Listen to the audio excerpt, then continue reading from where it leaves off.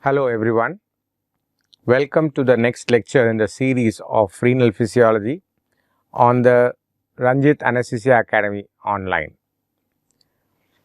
We will talk about few of the miscellaneous topics in renal physiology. We have had few lectures in the past dealing with various aspects of renal physiology. So, in this session we will talk about three important aspects. One is a very interesting aspect of how kidney plays a very important role in homeostasis of the body fluids.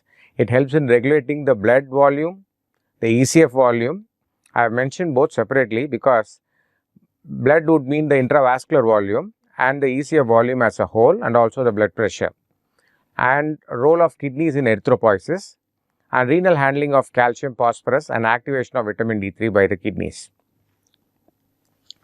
So, we will come to this interesting aspect, the integration of body fluid renal feedback mechanisms. You should remember there are four important systems which play an important role in the homeostasis, which connects the body fluids and the renal system. One is a renin-angiotensin-aldosterone axis, then the antidiuretic hormone, the sympathetic nervous system. These three act cohesively, and the natriuretic peptides act opposing the actions of these three systems. So, you can look at here, we will start from somewhere. We have cardiac output. Cardiac output depends on the stroke volume into heart rate. Then when it gets multiplied by the peripheral resistance, you have the arterial pressure. The arterial pressure, so the total blood volume into the peripheral resistance, arterial pressure reaches the kidney. So, you have renal perfusion.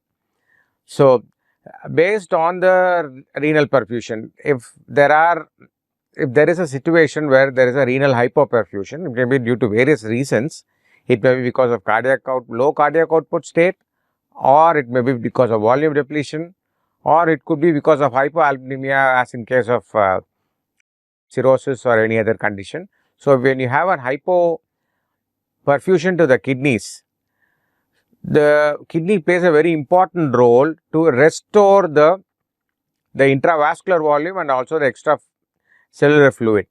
So, there is also a mechanism to regulate the fluid intake. So, there is an automatic mechanism. This particular scenario, these three systems come into play. It helps to, I will show you in the subsequent slides.